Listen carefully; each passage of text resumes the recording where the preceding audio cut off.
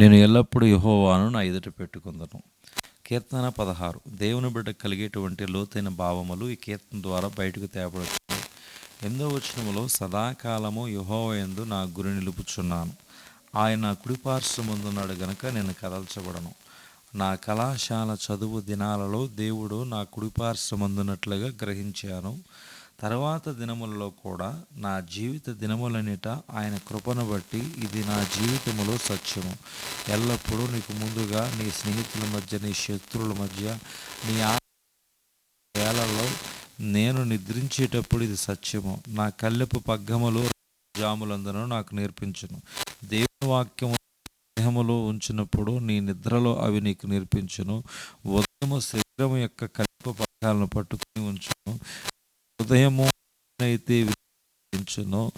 జాగ్రత్తగా అది నీ హృదయం విలువైన వాంఛగా దేనినైతే నువ్వు పెట్టుకుందువో అది నీ క్రియలను నడిపించును. దేవుడు అబ్రహాము రాత్రి సమయంలో మాట్లాడి నక్షత్రాలను చూపెట్టాడు,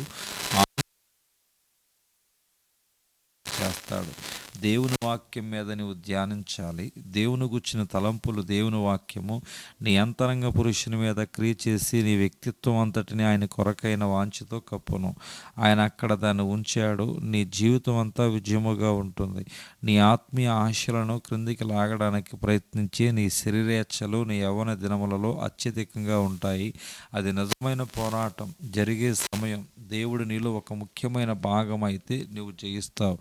నీ ఆస్తి దేవుడే. నీ పిత్రార్జితము దైవ సంబంధమైన స్వభావము, సిలువలో మరణించిన వాని స్వభావము లోకమును జయించే స్వభావం. ఈ స్వభావం కలిగిన వారు లోకమును జయిస్తారు. దేవుని తలంపుతో ఆయన స్వభావముతో నింపబడినట్లయితే నువ్వు ఎన్నటికి కదల్చబడవు. వారిని ఖైదులో పెట్టవచ్చు, కాల్చవచ్చు, చంపవచ్చు, కానీ వారిని కదల్చలేవు. దేవుడే వారి ఆస్తి. 5వ వచనం, యెహోవా నా స్వాస్థ్య భాగము, నా పానీయ భాగము. నీవే నా భాగమును కాపాడుచున్నావు. దేవునిని త్రాగి ఆయన స్వభావను త్రాగటం దావీదు చెప్పే విషయం. దేవుడు నీ స్వాస్థ్య భాగము, ఆయన నీ స్వాస్థ్య భాగమును కాపాడుతున్నాడు. దావీదు తన లోతైన తలంపులలో ఔన్నత్యముగా వెళుతున్నాడు. 6వ వచనం, మనోహర స్థలములలో నాకు పాలు ప్రాప్తించెను, శ్రేష్టమైన స్వాస్థ్యము నాకు కలిగెను. దేవుడు తనకు కొలిచి ఇచ్చిన భూభాగము అతి శ్రేష్టమైన స్థలములలో ఉన్నది. నువ్వు అడుగుపెట్టు ప్రతి చోట నీకు జయము దొరుకును.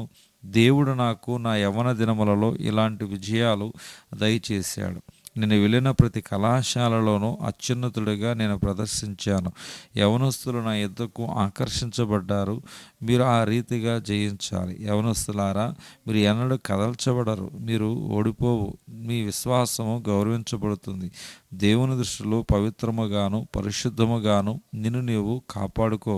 జకర్యా 12:8-9. ఆ కాలమున యెహోవా యెరూషలేము నివాసులకు సంరక్షకుడిగా ఉండును. ఆ కాలమున వారిలో శక్తిహీనులు దావీదు వంటి వారుగాను, దావీదు సంతతి వారు దేవుని వంటి వారుగాను, జనుల దృష్టికి యెహోవా దూతల వంటి వారుగాను ఉందురు.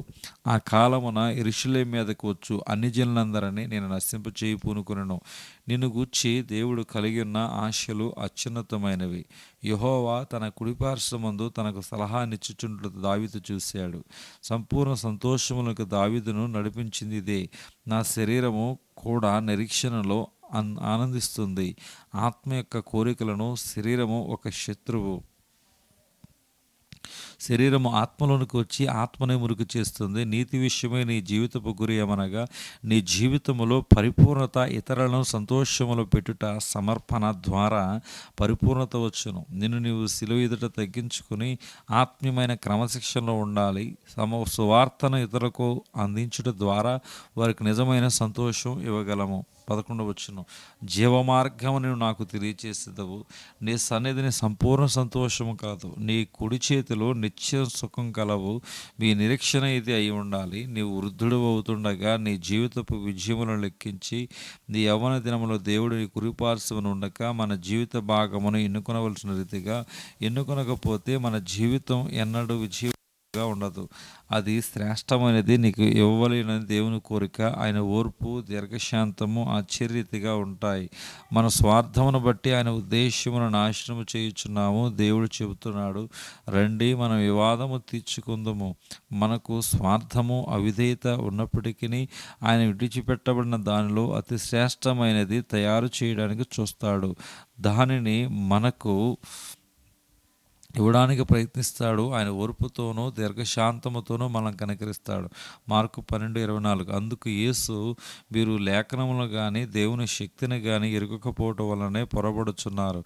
కొన్నిసార్లు ప్రజలు తమ వృద్ధాప్యములో దేవునికి తమను తాము అప్పగించుకుంటారు. దేవుడు నీ జీవితంలో మిగిలి ఉన్న చిన్న మొక్కతో అతి శ్రేష్టమైన దానిగా చేయడానికి చూస్తాడు. దేవుడు మనలను మన యవన దినములలో కోరుచున్నాడు.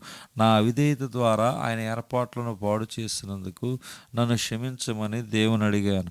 మనము మారు మనసు పొందినప్పటికీ అనేక సార్లు ఆయన దుఃఖపరుస్తాము, ఆయన ఉద్దేశాలను పాడు చేస్తాము. మనం మార్పు చెందినా కూడా మనం ఆయన ఉద్దేశములను పాడు చేస్తాము. నా కళాశాల దినములలో నేను ఇంకా ఎక్కువగా ఆయనకు విధేయుడై ఉంటే ఇంకా బాగుండునని ప్రార్థించేవాడిని. ఒకనాడు నా స్నేహితులలో ఒకనికి తన బంధువులలో ఒక ఆమెకు మరణించినట్లు తంతి వార్త వచ్చింది. వారి ఆదరణ కొరకు ప్రజలు ప్రార్థన చేస్తుండినారు.